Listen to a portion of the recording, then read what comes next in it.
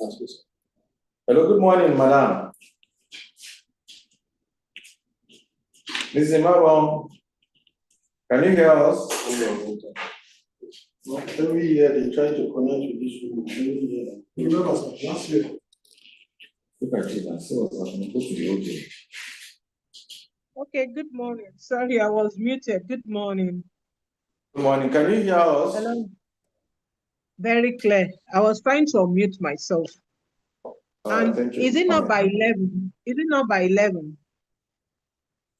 Yes. Yeah, we're doing a test run because you are part of the speakers, so just need to make sure that Okay, your so let me system put is up and running. let me put the video too to see if the video is clear. Okay, so Okay, good just morning. stand by. The moderator, the director of public and the library will prompt you whenever you need to speak. Okay, no problem. Okay, thanks. That's all.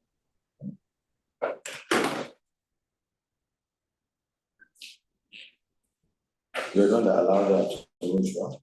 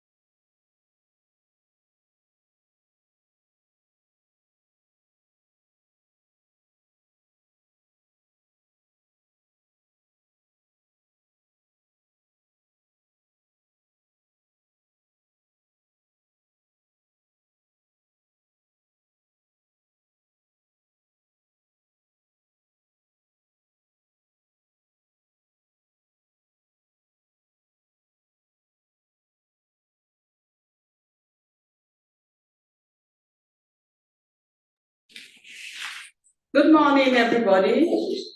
You're welcome. You're welcome to NAPTIP. And today Good morning. is our webinar show. If you can hear me clearly, please signify. Can everybody hear me? Yes, we can hear you. Hear you. Good morning, Okay. all. Yes, good Good morning. morning. Good So, morning. thank you. Thank you for joining us. Thank Today, you. you're welcome, everyone. Today Thank is you. the 27th of July, 2026, and we are happy to bring this webinar to you. The theme for this year, as you are aware, is Trapped Behind the Scam. And for this webinar, our topic that we shall be looking at is understanding and combating scam-enabled human trafficking. Human trafficking is the third world most lucrative business, and it is emerging with this trend that is internet fraud, we have financial crimes, and also so many other crimes being involved.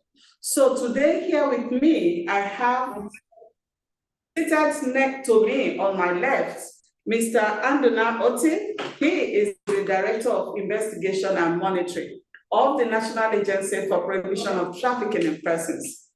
Mr. Oti. Good morning. Thank you.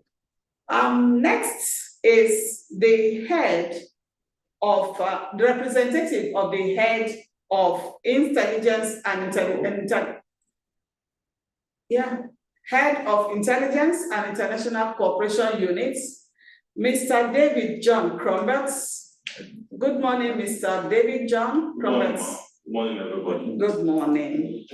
I have the head of the Cyber Crime Response Team, Mr. Titus Manja. Good morning, all. Good morning. Joining us also is the representative of the Legal and Prosecution Department. Mr. Chidi Ugochukwu is a Principal Intelligence Officer. Mr. Chidi, you are welcome. Good morning, ma'am. Good morning, all. Good morning again. Finally, we have one of our wonderful partners, in person of the Executive Director of WordClef, Mrs. Imabong Oladipo Sanusi. Mrs. Imabong, are you with us? Good morning, please.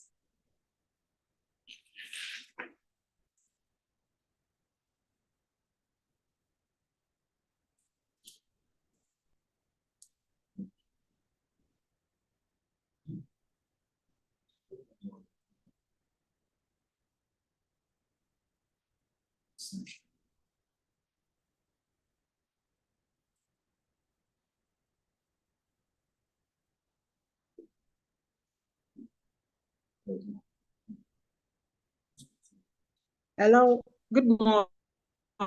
I'm mute. And thank you for this opportunity. Thank you. Thank you. Thank you so much. Now, we're set and we want to hit the ground running.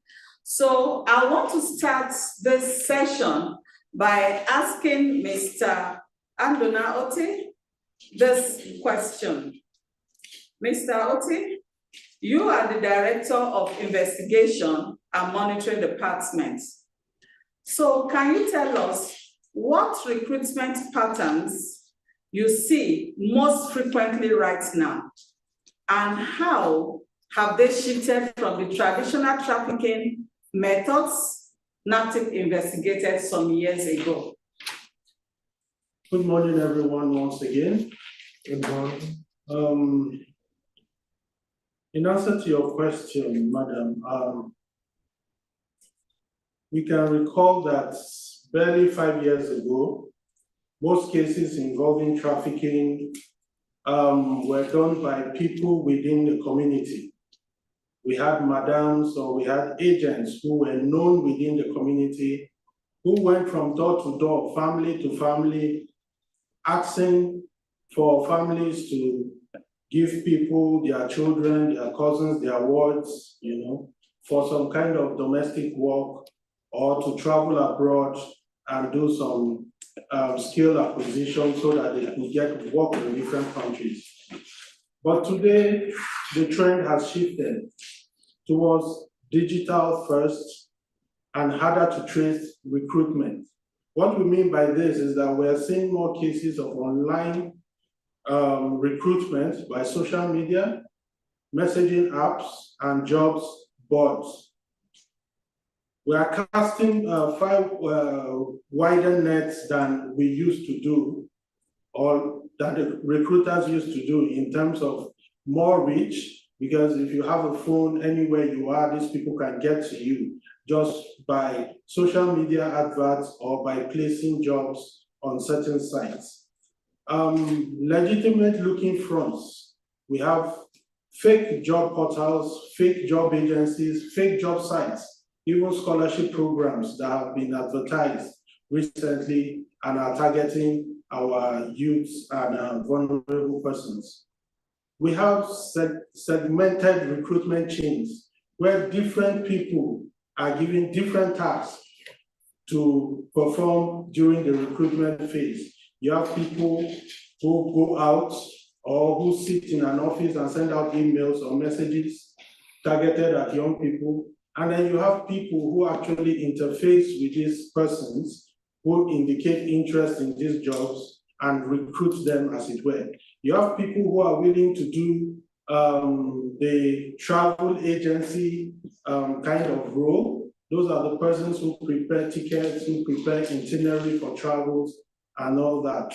And then you have several other people along this chain that come together and carry out this process, so that for law enforcement it's not easy to pinpoint one person who is responsible for recruiting and trafficking persons. Now we have also broader targeting, which I've mentioned before, because it's not just people going from house to house or from community to community.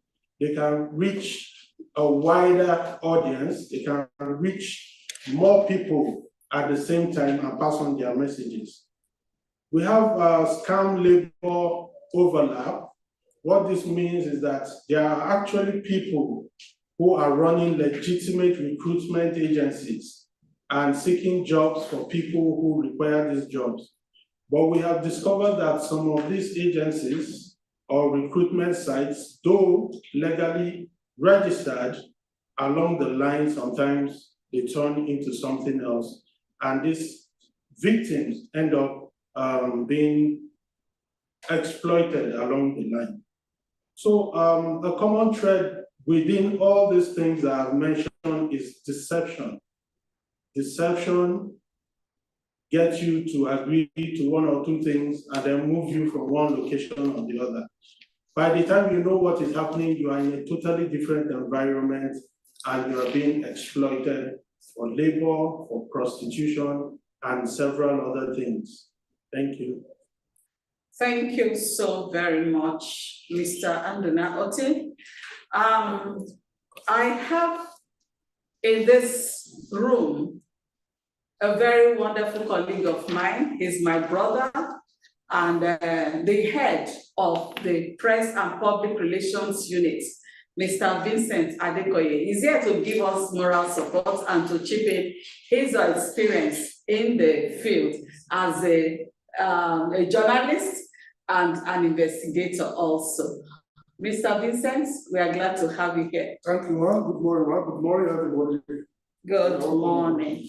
Thank you so much, Mr. Oti, for this insightful expose given to us. I've been able to get some things from what he said, and I want to recap for the benefit of those who are just joining us.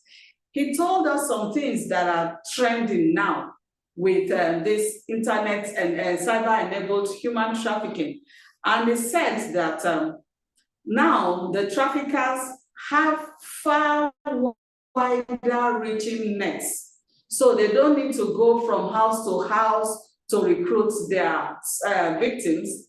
They also look for legitimate means. So the means of recruitment looks so nice and so legitimate. So you need to actually look very closely and a lot more to be able to decipher that you have been trafficked. Then segmented recruitment chains. Now you know that there are so many things, they have a means of deceiving you and making it look like you are on the right path, not sure of what you are doing. Then broader targeting and scam labor overlap. So in short, that's what he has told us as the trend now, different from the traditional human trafficking recruitment method. Thank you so much, Mr. Andona Ote. So I'll go straight to the head of Intelligence and International Cooperation Unit's representative, and I'll ask you, Mr. Crumbert, how does intelligence-led investigation help NAPTIP get ahead of trafficking networks that now operate across multiple countries and jurisdictions? You have the floor, sir. Thank you, Mom. Permit me to stand on existing protocol. Intelligence-led investigation enabled NAPTIP to move from reactive measures to proactive, in the sense that the criminal network have diversified in various forms in recruiting and exploiting victims of human trafficking. Through intelligence collection, analysis, and then risk assessments, the agency is able to identify these trends that the Director of Investigation have mentioned, the recruitment method, the transit routes that is being used, and then the financial flow. Once you do this and you gather this information, it enables you to carry out a good investigation, and then the prosecution will be seamless.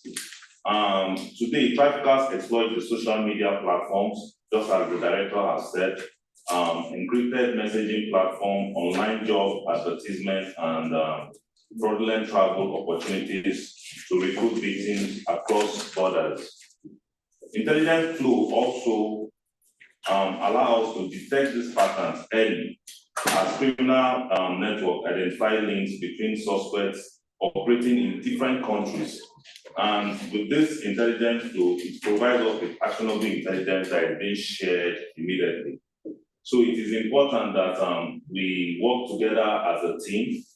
Once you have this, the agency works with our collaborating partners, whereby information is shared within law enforcement agency that is timely. And if you don't share information that is timely, you find out that you're setting yourself behind, because the traffickers are always trying to be ahead of what you're doing.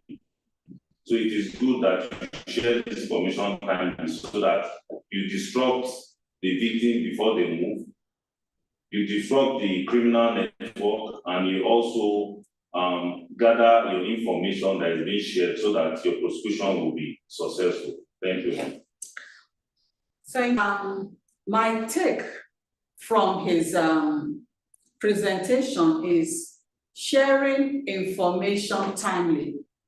The advantages of sharing information timely is actually more, and we cannot overemphasize that. So I'll go quickly to the head of the cyber response team, Mr. Titus Manja.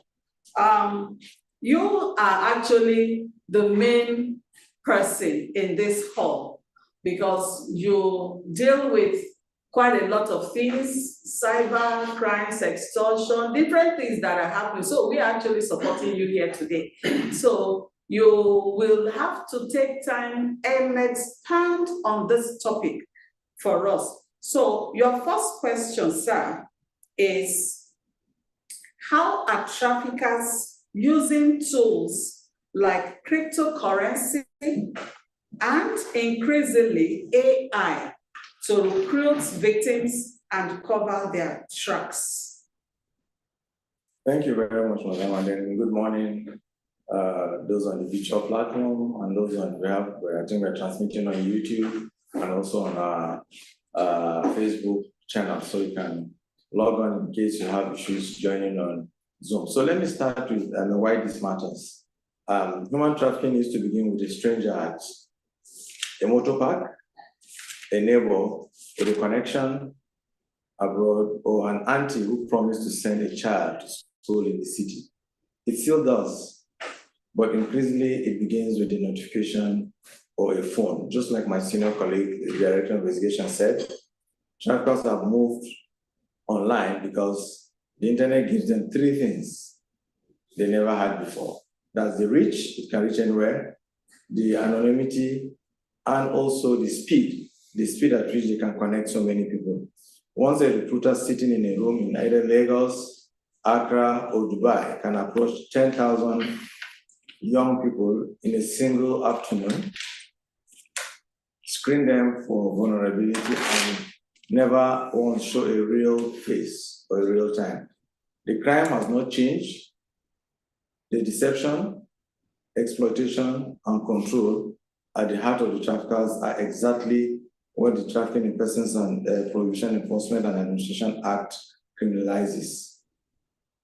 What has changed is the recruitment ground. This explains how it works. So there are three things we need to know before I answer that question. A trafficker does not look like a criminal, but the online they usually use looks like a great opportunity. The offer that requires urgency and secrecy is the offer that is designed to harm, you see. And then also nobody is too educated, too smart, too streetwise or to be targeted. Everybody can be targeted, whether you have master's degree, whether you can be targeted. So let's look at how the criminals now exploit this social media. I mean, using AI, using other tools. First of all, they cast their net. That is the first thing they do. They post attractive attractive law content, travel photographs. They use AI to manipulate places that they have not seen. I mean, they will just go to any of the AI, I won't mention it, but there's a lot of AI that can generate a lot of videos, a lot of images of fake places, bringing flyers, and then modeling also. They can create a modeling scene with AI and telling you that this is where you model, and then after doing that, then they now go what is called the profiling the target. They begin to profile and see how vulnerable it can be. Then the next stage they do is the grooming and trust building. They begin to groom, trust, and then tell you about that. Then the extraction, and then we have isolation where they now move you to different platforms. And when they advertise on Facebook or when they advertise on any of the public social media, then they move you to encrypted channels, like I can say WhatsApp, Signal. There's so many of them that they use. These are all channels that have been designed to help us, but criminals are not using it now. So they isolate you there and begin to talk privately. From there, then the stage 5 is what we call the extraction and control. That's where they arrange your travel, documents are collected, they process everything, a debt is announced, and control is being measured. So these are the processes at which they start and do that. So warning signs on any of the platforms you see now. A brand new account will be created. No, these are the things then you look at. And then going back to crypto, sorry, before I even go to that, the crypto, what they do, crypto is even more difficult now because by the time the recruitment starts, they will now ask you to pay some funds using some wallets or using some what we call gift cards. They can buy any gift card and tell you to buy a gift card, and then they will know how to exchange it.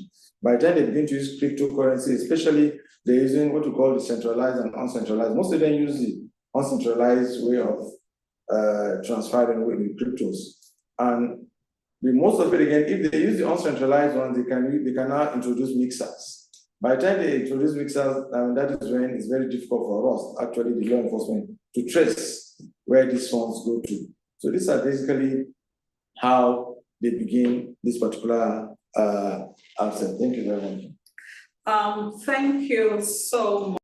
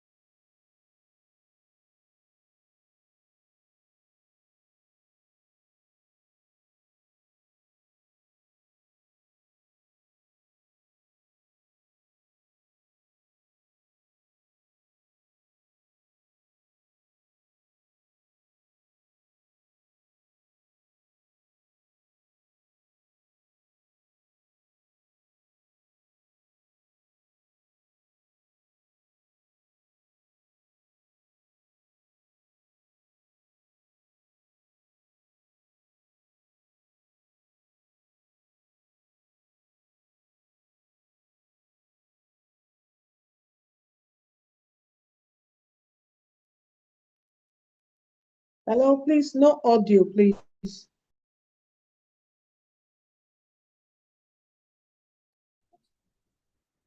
Yeah, we can hear you. Go ahead. Can you hear us?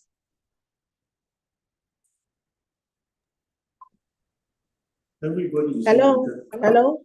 Good morning, everyone. Hello. Go ahead. We can Hello? hear you. Okay, no, oh, is it my turn to speak now? Sorry, I didn't, there was no audio, so I didn't know what was going on. Wow, so sorry. Can you hear us now? Yes, we can hear you. We even put chats on the platform that no audio. Oh, so sorry. Then I'll have to ask all of them to recap. Just 1 more minute, pardon? Just to recap on what they've said after Mrs. Imabon. Is that okay, ma'am? Can you hear us? Mrs. Imabon, can you unmute yourself?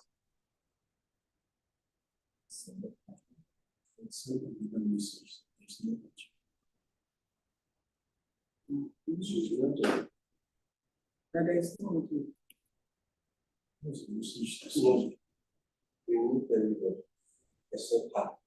Okay. So is she unmuted now? Okay, yes, thank you. I was asking the host to unmute me. I think it's controlled from there. So good morning. Good morning, Okay. madam. Nice to Thank have you. you join us. Thank you Your so much. question, ma'am, what does effective community level prevention look like? And how do you get young people specifically to engage with it? You are the executive director of Whatclef, and we know what you are doing. Maybe you should first let us know what you do in Whatclef before answering this question now. Okay. Good morning, Director General, and good morning, distinguished directors and actors. I'll put up my video because of the network. So Whatclef is Women Trafficking and Child Labor Eradication Foundation. It was established in 1999 after it raised awareness of human trafficking issues and also led the legislative advocacy that established NAPTIP. And ever since then, 26 years on, we are still on combating human trafficking. So thank you for having me to be on this panel this morning. So going to your question, so I don't take too much time, what effective community-led engagement is. Number one, we should establish the fact that human beings don't fall from trees. Number two, human beings live in communities. And number three, in every community, there's somehow leadership. So one of the things to do is the positive social norm engagement to combat human trafficking. And in the community, we have community leaders. Basically, in Nigeria, we are somehow religious people. So you are inclined to one religion or the other. So we can engage the religious leaders, we can engage the youth, the women, the market women, political leaders, and even the youth themselves.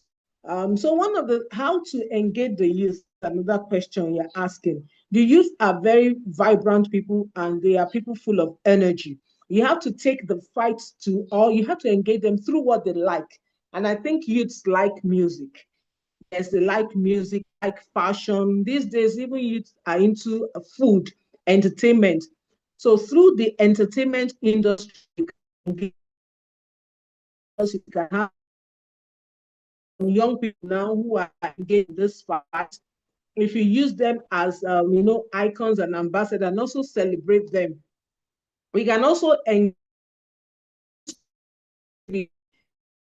have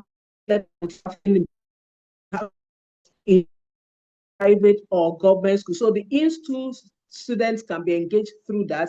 And also the out-of-school children can be engaged even with these young people.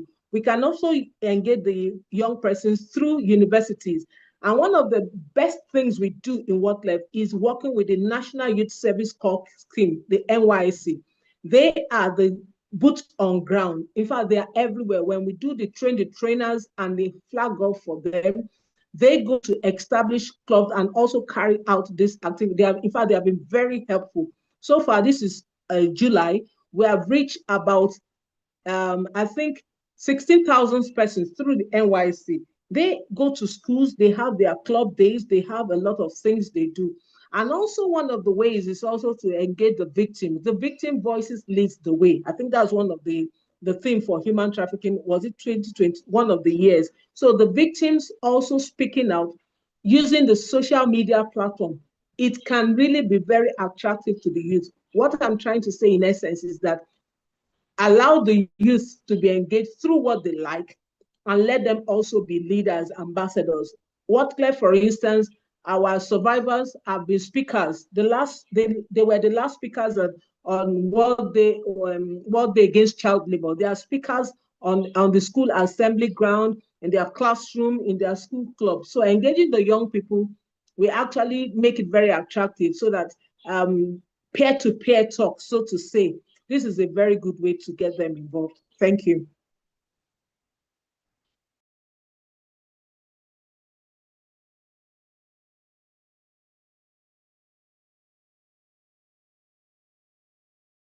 That's quite novel. We know it. And then the fact that we engage these victims or the unsuspecting people through what they love, through what they like, fashion, food, entertainment, and so on and so forth. So we will go straight on to the representative of the Director of Legal and Prosecution, Mr. Chibi Gochuku. Your question, sir. What kind of digital evidence is most critical to securing convictions in cyber-enabled trafficking cases, and how is it gathered? So thank you. Good morning, ma'am. Good morning, participants, wherever you're joining us from. With regard to the question asked,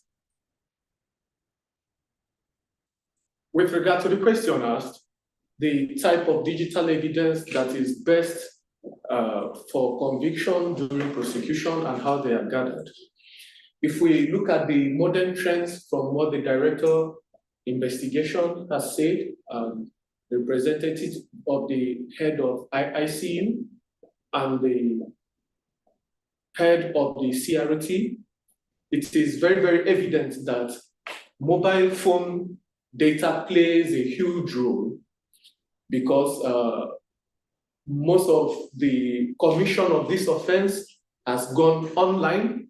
So we look at mobile phone data, also look at the computer data, we also look at social media records, because the grooming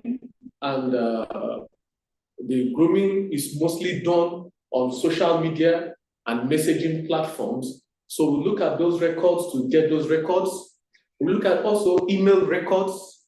Then we look at the internet activity of the suspect, and also do a financial investigation. We also look at the financial activity and records of the suspect.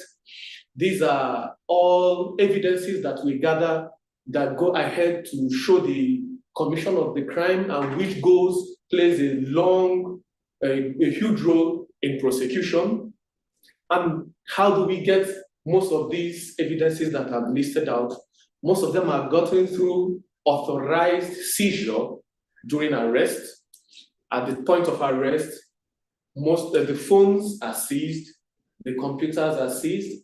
And here at NAPTIP, we have a consent form which we give to suspects that sign the consent to make sure that we don't infringe on the fundamental rights of the suspect. We give them a consent form which they go through, which they sign, and now enable us to do a forensic examination of the phone and the computer which we have seized. From there, we can get very, very strong evidences which we tender during prosecution, and also make sure that such evidences gathered there are preserved properly. We use tools that ensure the integrity of the evidences collected or gathered during investigation, especially those gathered online due to the volatility of internet and of internet evidence. We also make forensic examination, not just of the devices, but also of the accounts of the suspects. We make preservation records. The Cybercrimes Prevention and Prohibition Act 2015, amended 2024, enables law enforcement to apply to court to get a court order mandating internet service providers and most of these social media providers to preserve records for a period of 90 days. So when we get such order for preservation of records, we forward to internet service providers and social media providers to keep records of the activity of the suspected accounts for a period of 90 days. That helps through with the investigation, and also such records obtained from such orders are presented in court also. We also look at, we also gather evidences through the Mutual Legal Assistance Treaty process, which is the MLA process, where there are cross-border investigations. Such requests are made to sister law enforcement agencies at the other countries for help during investigation to gather processes and to gather processes for us. Such evidences gathered through the MLAT procedure can also be tendered in court. And during prosecution, we make sure that while we gather all these evidences, they all comply with the provisions of Section 84 of the Evidence Act, which states out the procedure for computer-generated and internet-generated evidences. So we make sure that all these are gathered and we forward them, we present them during prosecution. Now, at the time of prosecution, it is the duty of the prosecutor, due to the recency of the trend, this internet trend, it is the duty of the prosecution to walk the court through the process with which these evidences are gathered to ensure that there is a strict compliance with the chain of custody to maintain the integrity of these internet-generated, computer-generated evidences. We walk the court through the process, and we also walk the court through the process of which mostly with the aid of a forensic expert in court. We walk the court through the process with which these evidences are gathered, and we present them in court during prosecution. So mostly we also look at the financial flow, especially cryptocurrency. There are tools which we have here at NAPTIP that aid the investigation with cryptocurrency investigations. So when all these are done and gathered, we present them in court, also making sure that it complies with the provisions of the Evidence Act and the provisions of the Administration of Criminal Justice Act. Thank you very much. Thank you, Mr. Chidi Gochukwu. I'll pick the questions that our online participants have sent to us. I'll start with the question. I think this is directed at you, Mr. Titus. It said, given these trends by traffickers, what types of analytical products would be most valuable to NAPTIP, e.g. tracking trend reports, risk assessments, policy briefs, early warning reports, state performance scorecards?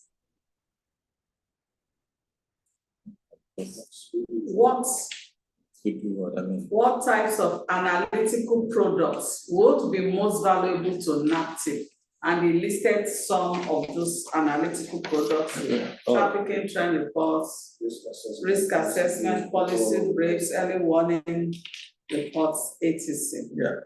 I mean, I think you've already given the answers to what will help. I mean, if you look at trend analysis, I mean, that is what, for us is first and foremost, because it will give us how and the trends that, the kind of recruitment patterns that is going on, the kind of tools they're using for the recruitment, and the social media handles that is much more prevalent in such things, even some of the encrypted sites that they're using. So, trend is good. Analytical reports is good also because it will give us, analysis of where we should focus on, and then the policy briefs. It is what we get from the trends and also from the analytical reports that will give us policies that we can give out good policies in tackling these issues of cyber-enabled trafficking. Thank you. Thank you. The second question from Simon is, how can policy intelligence be used to improve prevention, investigations, prosecutions, victim protection, and rescue allocation? Mr.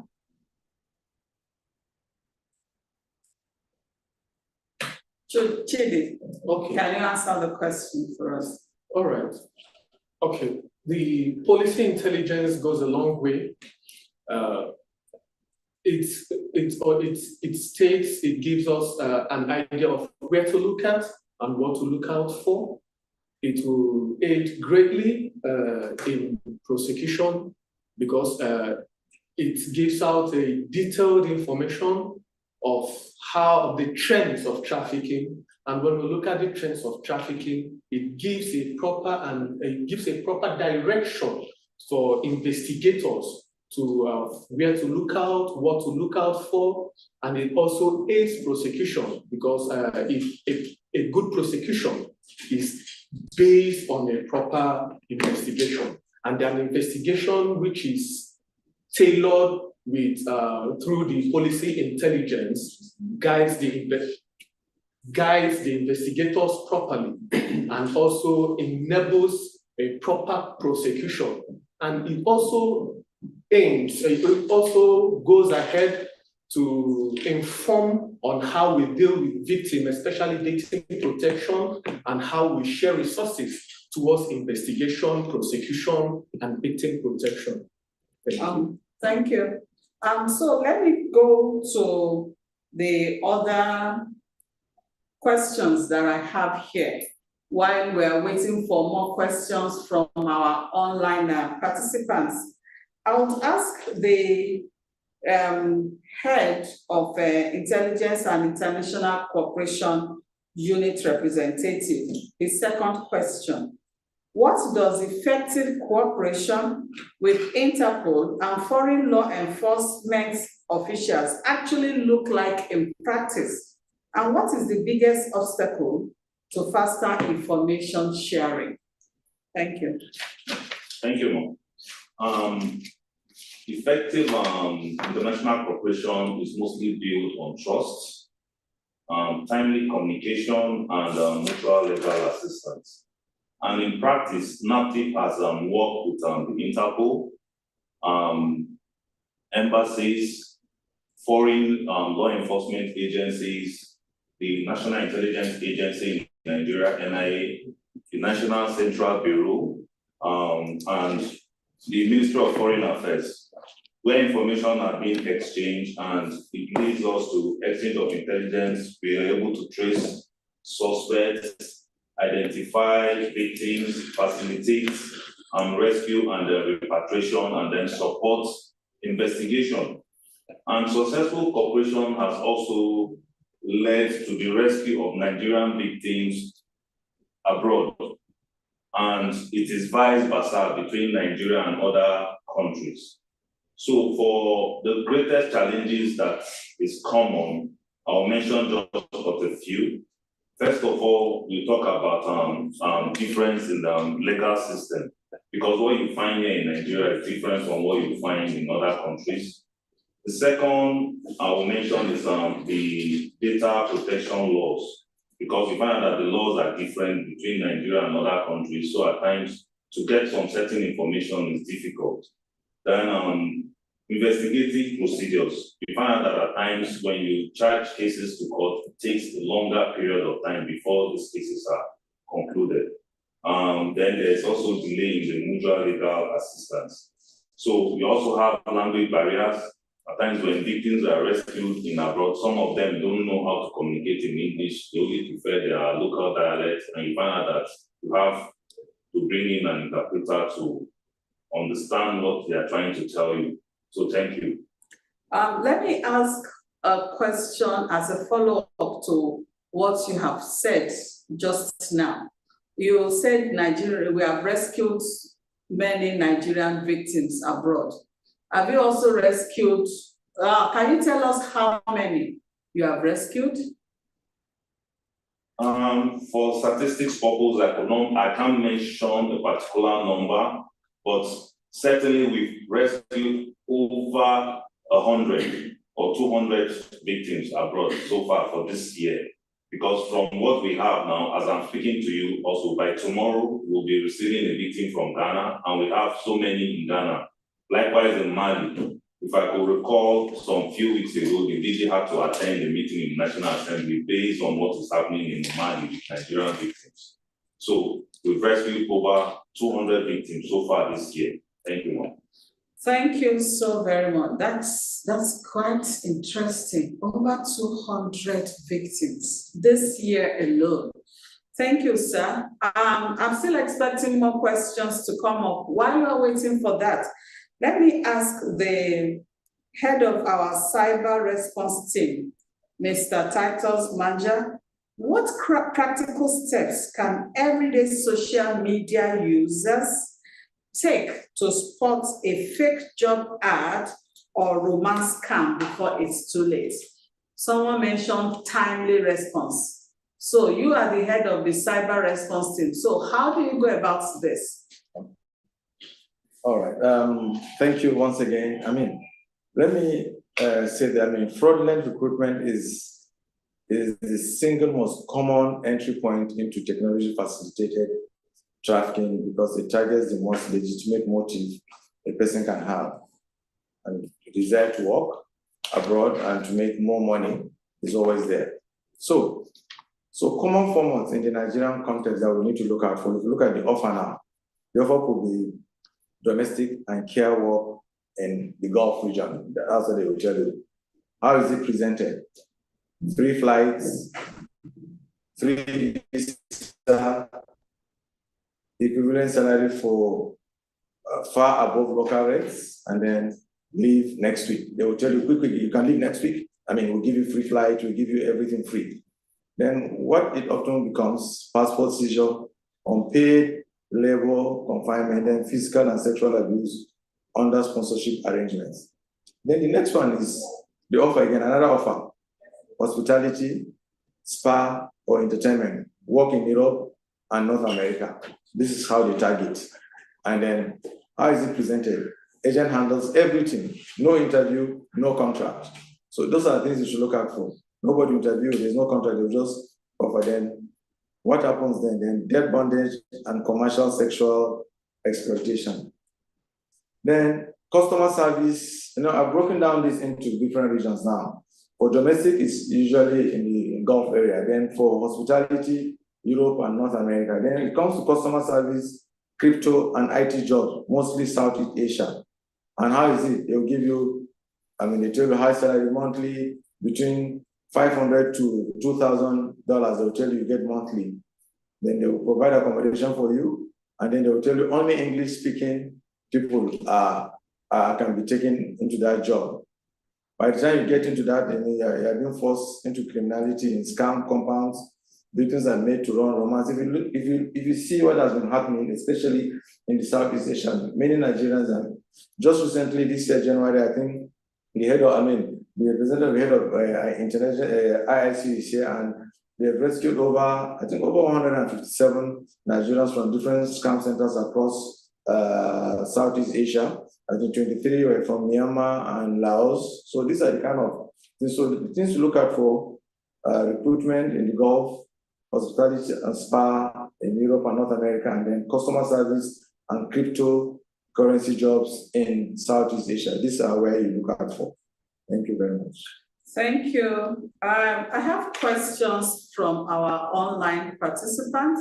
So there's one from Rota Logbook. It says, with the changing trends of the crime from people to people, physical recruitment to digital recruitment with global outreach, how can human trafficking be tracked and combated? Director, Investigation and Monitoring, this is your question. Can you answer, please? Okay. Of course, throughout the conversation, we have noticed that the trend is shifting. Less physical and more internet and more web-based. So for NAPTIP, in order to track and get ahead of this emerging trends, there are several things we can do.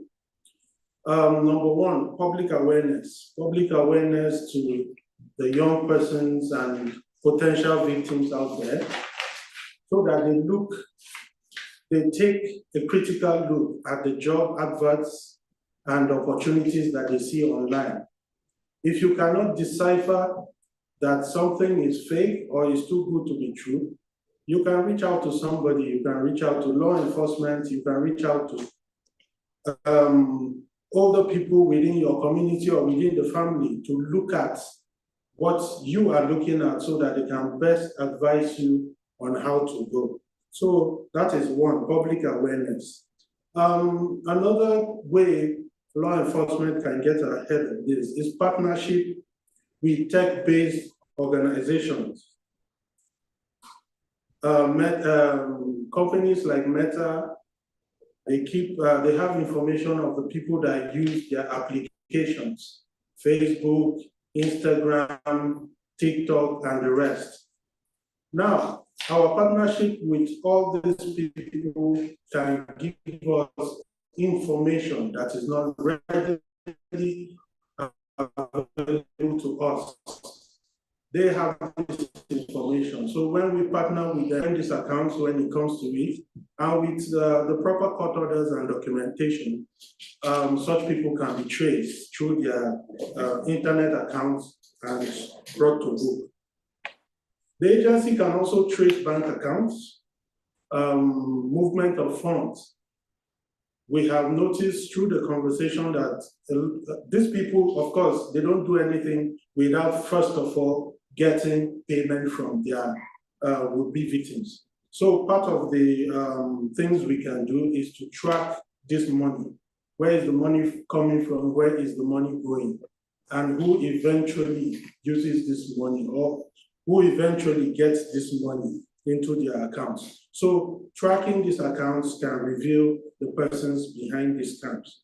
Finally, cyber monitoring. we have to step up our cyber monitoring, which includes detecting and monitoring IP addresses that send out suspicious emails, scam emails, and things like that. And we can also look at, I've mentioned this before, but from the agency's perspective too, aside from the tech companies, we can also look at individual accounts that send out some of these messages. And on our own part, we can get some information on this account even before we escalate to the tech companies. Thank you. Thank you very much. Mr. Titus, I think I sent there are some questions for you to answer. One of our participants said, good morning, all. Great work, NAPTIP. Appreciate your outstanding efforts in the fight against human trafficking. The question, as the lead agency, do you have both short and long-term plans? I think this is from Mr. Vincent. Do you have both long and short-term plans in the effect of falling victims to digital scams? And how can resilience mitigate these effects in the long run? Mr. Titus? Yeah, we have the victims that are, we've been rescued and we've been saved from especially some of the scam centers and even from sextortion. And for the resilience, most of them have become ambassadors to what we are doing now. They are the ones that actually go to actually talk about how, we can, other victims and other potential victims of these scams are being, can avoid such cases. For the scam centers, I think we have campaigns, and I think they even form a small group, an NGO, those that were rescued from them, to actually push out this message and tell Nigerians that the dangers of getting online and seeking for a job that they do not actually verify whether those jobs are legitimate or are not legitimate. So for the short-term plans, immediately they come, they are being rehabilitated. When they are rescued, the counseling and rehabilitation department takes over from there, and then those, they are the experts in actually dealing on how to rehabilitate them. For the long-term plans, and then we now attach them to various, maybe other non-governmental organizations like WordClap and other agencies, other organizations that help, and actually put them back to work and then give them something to start off. Thank you very much. Mr. Vincent is here. He's the head of our press and public relations unit. I'm putting this question to you, sir. Is it possible to put a course on trafficking in persons in our secondary schools or schools in general in Nigeria curriculum, so the awareness is created early enough? It will reduce the work of both NAPTIP and we, the partners. Thank you for that question. And I must also, before I answer it, commend all our participants. I can see a good number of participants online. Very, very possible. And I must let you know that even before now, we have mainstreamed the study of human trafficking into the curriculum of primary and post-primary institutions in Nigeria. And it's playing a lot because the essence of it is to catch them young, to get their attention, to give them a voice, to build their resistance, also to ensure that they are exposed to the tricks of traffickers. And not only this, we have also gone ahead to enhance our synergy with a whole lot of partners. So as we are mainstreaming the curriculum, we have put it there, even in some of our university now, we see human trafficking and gender studies. This is taken as a course.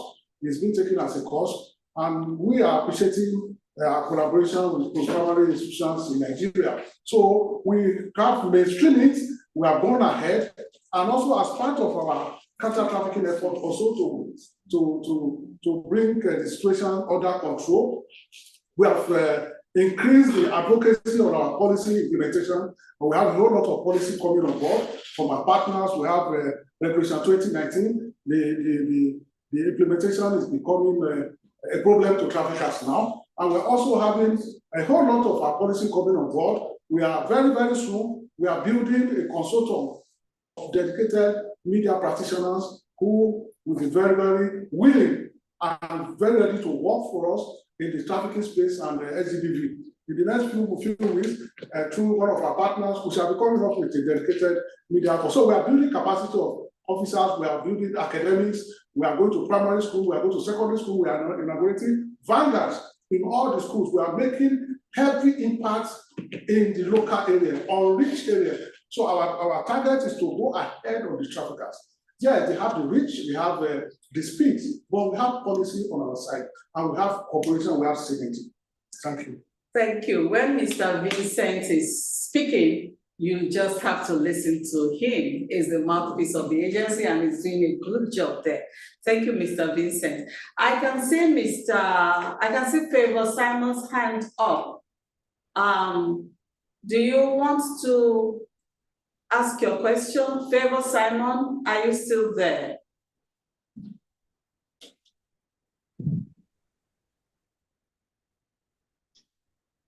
Favor Simon? Okay, I think he has dropped. He's muted. Favor Simon? Okay, I have a question that is actually. Hello?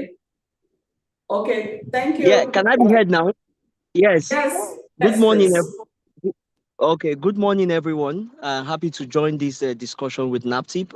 My name is Favor Simeon. I work with ICMPD. I actually love the response given by Mr. Vincent. ICMPD is proud to be part of this discussion, as also we also value the long-term relationship we've also kept with NAPTIP as the prime agency for the federal government's response to trafficking in persons in Nigeria. ICMPD have actually been in partnership with NAPTIP across different technical areas, strengthening NAPTIP's our capacity and supporting NAPTIP to be able to deliver on their mandate better. The question from the other participant around how this knowledge around anti-trafficking trees can be made known to young ones have actually been something that NAPTIP have led.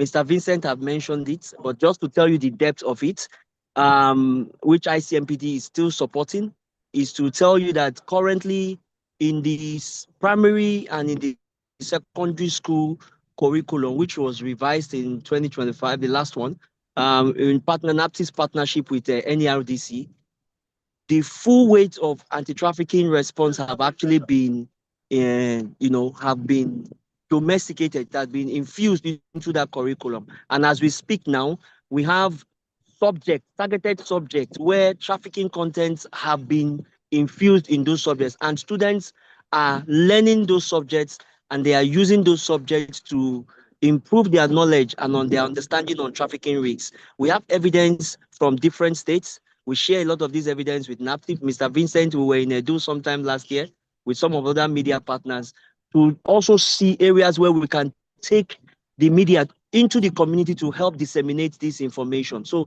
it's a long stretch of activity that NAPTIP have been carrying out, and we are proud as ICMPD to work with such dedicated workforce from NAPTIP, and we hope that the fight against trafficking in persons will be one that in the not due course will be able to eradicate, if not at least reduce, if not eradicate. But we know that NAPTIP is actually doing their best, and we are happy to be their partner. Thank you.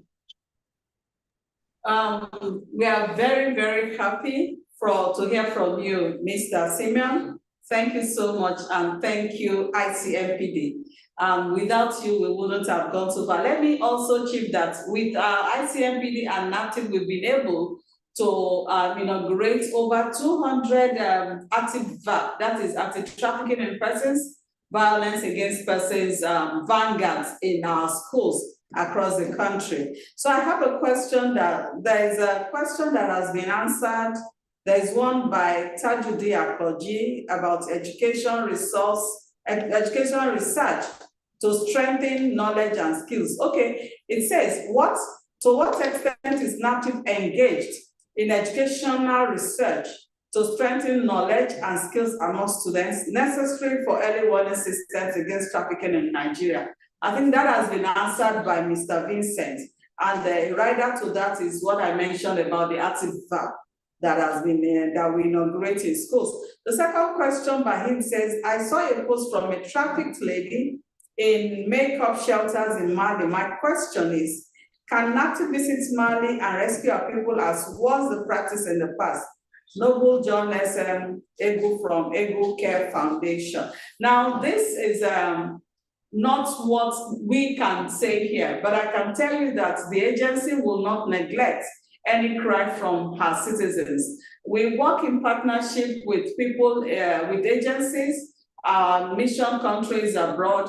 We work with the International Organization for Migration. We work with Interpol. We work with UNODC and several other NGOs that are local in those countries. So NAPTIP has done that before, and with collaboration with the Ministry of Foreign Affairs, the NITCOM, I'm sure once we are called upon, we will be able to do that. But beyond here, we can tell you that every Nigerian life matters to us, and we will do everything to ensure that the lives of Nigerians are protected and they are secured and brought back home wherever the support is guaranteed. Thank you. Do we have any more questions? Okay, so let's go on. While we are getting more questions, let's go on to the next session that I want to ask Madam Imabon Sanusi. Please, can you unmute her? I want to ask this question from you. How can ordinary community members report suspicious activities in a way that actually reaches NAPTIP and leads to action? Okay, thank you, ma'am. I think one of the ways is that raising awareness, you have to let people understand, understand that human trafficking is a crime, first of all. So they can reach through CSOs like us, like what CLEB also initiated, Network Against Child Trafficking, Abuse and Neglect, NACTA. And NACTA is in the 6 geopolitical zones in Nigeria. Since CSOs work in grassroots, they live with the people, they are around the people, people can reach out to them, word of mouth, report through hotlines and phone calls. And also we have to let people know what that short code, NAPTIP short code 627 stands for. I think one of the ways also is that people should not mislead. Please let people understand exactly what human trafficking is. If those 3 elements are not present, they're actually not human trafficking. The elements of, the 3 elements of human trafficking, I won't go into that because of time. Let them help gather information. You see something, when victims, when survivors, when callers, when reporters gather information, it helps NAPTIP a lot. I know NAPTIP, when what CLEB reports, we don't report flimsy, we don't give flimsy reports. And also, let me just give an instance. There was a report from Mali. The girl was trafficked for over 2 years, and she was sold and resold and resold, and her name was changed. When the brother called me in Nigeria, I reached out to NAPTIP too. Then I reached out to NACTA President Abdulgani Abubakar, who is also the chairman of West African Coalition Against Trafficking in Persons and Smuggling of Migrants, WACTISIN, in the West African region. And immediately we reached out to the person in Mali. Do you know, within 2 days, that girl was gotten because there was exact number. She called through one number. They always have opportunity to make just one last call, one urgent call. So from that number, she was located and she was brought back to Bamako within 3 days. She's back here in Nigeria. So also when you call NAPTIP, you have to make sure that you give exact information that can lead to rescuing of, rescuing of victim is different. And also arrest of the perpetrator is also a different thing exactly. So I'm just trying to say that we should enlighten people to understand exactly what the crime of human trafficking is, how to report, and how not to mislead the officers, because we have limited resources, especially when it comes to logistics. So helping them gather information, and truly information is with the people. When you gather this information and scale it up to NAPTIP, I think it's not going to be misleading. Thank you. I don't know if I've answered your question. Thank you. Thank you very much.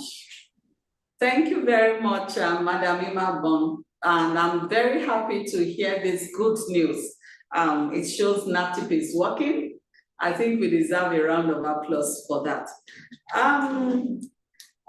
Director, Investigation and Monitoring, I have a question here for you.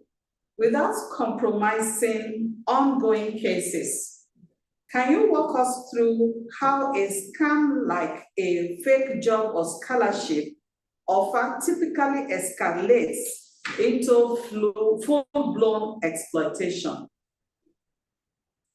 Okay, if you paid attention to the head of the cyber response team, I think he basically covered this, but I'm just going to say a few words concerning this. First of all, what happens, what we typically see is the offer, the adverts, they reach out to you or they post in a public space, a very enticing offer, a very good offer that somebody who is looking for work, who is looking for better opportunities, once they see that offer, the next thing in their mind is to apply for that job, because the offers are usually too sweet to pass over. Now, what the second thing they do, they try to make you trust them. While they are making you trust them, they also bring in the issue, the urgency behind the need to apply for that job as soon as possible so that it doesn't pass you by. You know, they just give you just enough information and documentation, you know, to make you believe that this is something genuine. And then meanwhile, they are prodding you by the side and telling you, you have 2 days, you have 24 hours, you have 48 hours. If you don't apply for this opportunity, it will pass you by. Now, they go ahead after they have passed that stage, financial commitment. You need to secure this position. You need to secure this slot. Those are their usual languages. And if you don't make a financial commitment as soon as possible, this opportunity will pass you by. Now, for a lot of us, once you commit money into something, your mind is obviously there. You are going to sleep. You are thinking about the money you've paid for this slot. You are waking up and you are thinking about the money you've paid for this slot. So at that point, it is very easy to tell you whatever you need to hear so that you can continue with the process. Now, this financial commitment will also tell you that this is part of your fee to process your travel documents and other fees that they need to sort out before you now get your visa or your work permit, as the case may be, so that you can begin your journey. Now, when you do all this, and for those people that are able to get to this particular stage, you are in transit. You get an air ticket, or you get a bus ticket or a booking, and you are required to move within a period of time. Before you know what's happening, you're packing up your bags. Most of these people don't inform their families or their friends because they feel that if they publicize this information, something will go wrong. So they pack their bags and they are leaving on the next available flight or the next available vehicle to whatever destination. Now, you have committed yourself, you have paid some money, the agreement is that when you get to your destination, you balance up what is left. During the journey, most of the recruiters or the traffickers, they collect your documentation, your passports, your identity documents, whatever you have, they collect it, and they tell you that it's for safekeeping. You are traveling as a group, so they don't want you to hold your documents. Anything might happen. So give it to them, give it to one person to keep for you. They tell you this is for safekeeping. In some instances, they even collect your phones. You don't have any means of communication. They tell you when you get down there, you will get all your items. But you get to the destination, the job is not what was promised. Number one, the scholarship is non-available, it doesn't exist. The so-called office that you are going to work in, it doesn't even exist. Now, a lot of things start happening. Number one, you don't have access to your documentation to move around the country or the environment where you have been put in. Number two, you don't even have access to your phone. You can't call back home, you can't call anybody to rescue you because all these items have been taken. Of course, they usually do not have money on them because the traffickers tell them that they'll take care of everything until they start earning something to pay back. So you are stranded in a strange environment, you don't know anybody, you don't have your documents, so you can't even move about freely. Now comes the issue of isolation and coercion. You're put in a building somewhere or in a room somewhere, and you're told from early in the morning, 6 a.m., 5 a.m., this is what you're supposed to do until the end of the day. Therein comes the exploitation, the isolation, and the coercion. Like I mentioned before, you can't reach anybody at this stage. How do you begin to argue with people who control all your documents and your items and your money? You don't know where to go to because you are not familiar with the environment. That bondage comes in. They tell you, during your journey, this is what we spent on you. So you have to pay back. And if you don't pay back, we are not letting you go. Your documents are with them. If you go to the police or any other authority, of course, you have to identify yourself. And for somebody who is in a strange environment, trying to explain yourself to authorities is not an easy thing. Even at the airport, for some of us who have traveled, if you run into such situations, you know what it takes to explain yourself. Talk less of somebody who is jumped in an unfamiliar environment and the person has to do one or two things. Threats against your families start coming in at this stage. If you don't do this, we know where your family is back home, and this is what is going to happen to them. Some of these people are, for instance, my colleagues have mentioned Mali. Mali, for most Nigerians that get to Mali, the lingua franca, you can't even speak the language. So you are stuck, you don't know what to do, you don't know how their legal system works and all that. So in a nutshell, this is how these things work. And before you know it, the victims who thought they were applying for a genuine job opportunity end up being exploited and isolated in a foreign country. Thank you very much. That is the voice and the space of the Director of Investigation of NAPTIP. So he's actually a man who knows his onions. I want to answer a question from Madam Temitope Lamidi from the Gender Equality Advocacy and Development Initiative.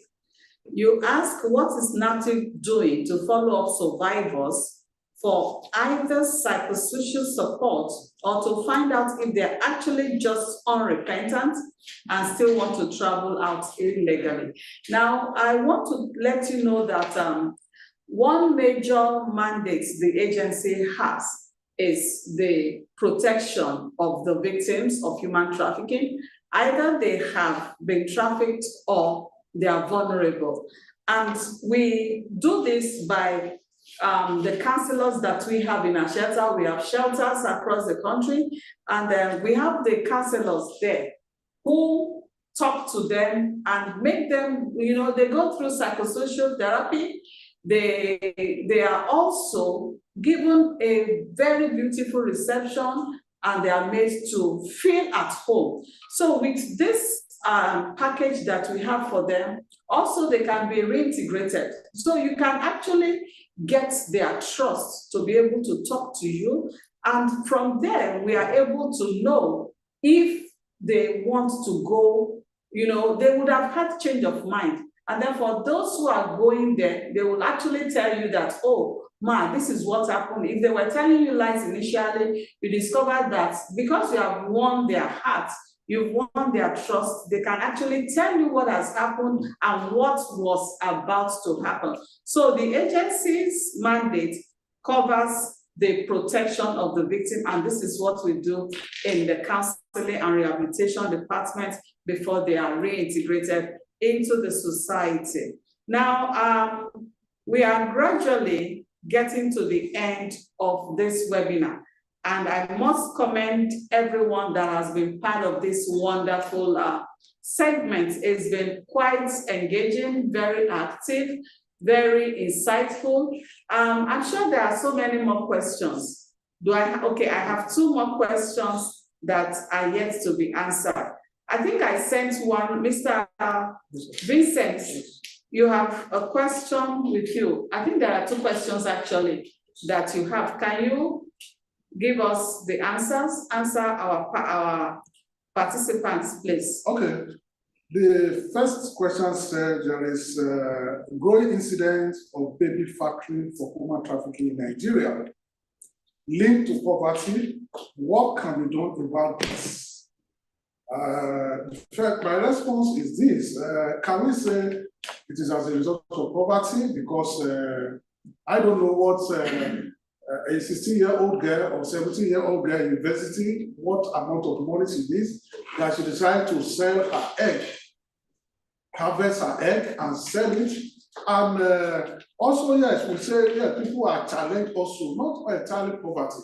We have a growing number of couples that are challenged as a result of lack of fruit of womb. But the disturbing trend there is this, just as it has been analyzed. Technology has also enhanced the activities of illegal homes and hospitals. And we now have an app now on the net where they recruit young girls.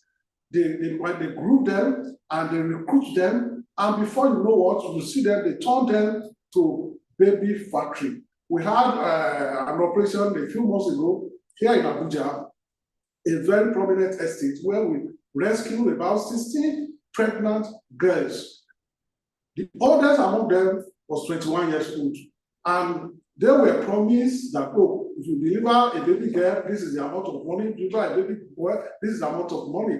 So you look at such situation, can we link it to poverty? Yes, we may link it to poverty, also we link it to ignorance and other challenge. So it's not entirely poverty. You have a whole lot of them, and that's why we keep on telling people at home, and those of us now, please, let's tell our children, let us limit their participation on the digital space. Let's look at what is going on, let's educate them. Do not close your mouth when you are talking to your children. Bring all these things to their knowledge, and you discover that you are helping them. And the second question says that why is NAPTIP not in the border road? Because some traffickers use truck to traffic the victim. So when you look at it, not only on the border road, as at now, NAPTIP is not at the exit and entry point in Nigeria because of some obvious federal government policy. And we are working towards that. We are working with relevant agencies and supervisory ministries and agencies to ensure that we are at the entry and entry point.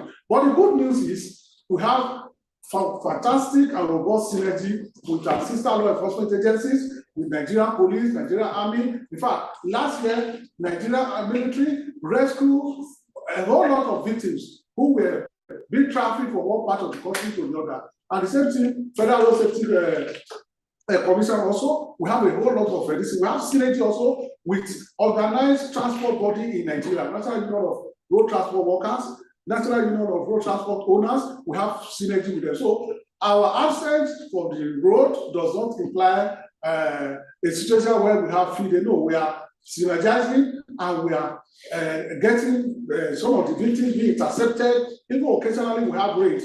About 6 months ago or 4 months ago, the Director General has said let a team to the in the Azikiwe International Airport in Abuja, where almost about 66 victims of traffickers suspected to be trafficked to countries like Pakistan, to Afghanistan, to Iraq were intercepted in Abuja here. So we are our activities is on the top tier. We are giving traffickers a serious hit. And very soon, I believe that many of them will have no option than to take it to family, because nothing will run them out of business. Thank you. Thank you. So we have come to the end of the webinar. So I will allow our participants have 1 minute for their closing remarks, please. Director of Investigation and Monitoring. For me, in closing, I'm going to emphasize one thing: partnership. NAPTIP cannot do it alone. Mr. Adekoya just spoke about the issue of the border posts. Like, this is a policy issue. But we can partner with the people who are at the entry and exit points of Nigeria. Even within country, we can partner with law enforcement, NGOs, and other organizations who are leading the charge in this field. One organization cannot do it alone. So what we are asking for is partnership. The person from Whatclef mentioned it earlier. If you are making a report, please be as clear as possible with specifics, so that the agency knows exactly what it is doing and when it needs to do it. So partnership is very important for us. Thank you very much. I see you. Yeah, final closing. Okay, for me, for final closing, breaking criminal network requires intelligence gathering, partnership, international cooperation, and information share, which is very important, because when you share information that is timely, you're able to break the crime syndicate. So you are able to rescue victims. So it's very important so that this act doesn't continue. Thank you very much. In closing, I will say that effective prosecution requires modern investigative techniques, strong digital evidence, and intentional collaboration between law enforcement agencies. And I believe that improved international cooperation between law enforcement agencies and technology providers will go a long way to strengthen the investigation and prosecution of human trafficking. Thank you.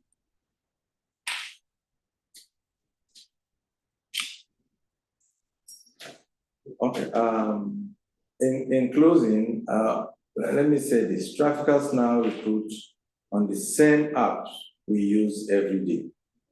They look like employers, like admirers, like mentors, like opportunities. 9 questions that will protect you. 1, am I being asked to pay for a job? Am I being asked to keep secret from my family? Is there real urgency, or the urgency being manufactured? Can I independently verify this company, agency, or person?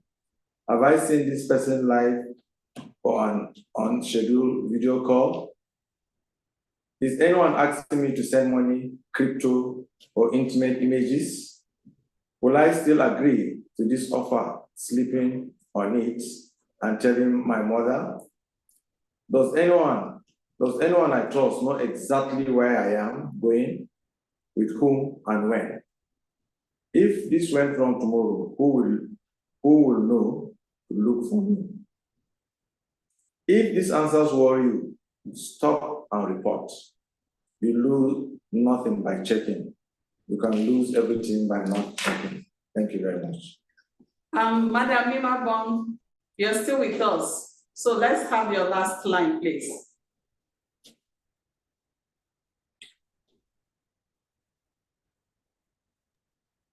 Okay, thank you. I was doing this sign, please unmute me.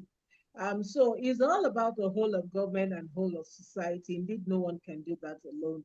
Humans are not articles. Humans are not objects. They are not commodities. So a whole of government and whole of society. Let's work together to end human trafficking. Thank you. Thank you very much, everyone. On behalf of the Director General of NAPTIP, Hajia Binta Lami Adamu Bello OON, I want to appreciate you for joining us for the online community. We are very grateful. Your participation has actually gone a long way to show us that NAPTIP is doing a great job, and we promise you we will not rest on our oars. We will continue to fight human trafficking to a standstill. So this year, as we move on to our World Against Trafficking in Persons, join us and make sure you spread the message across that human trafficking is evil, and let no one be trapped behind this scam. Have a nice day. God bless you. Bye.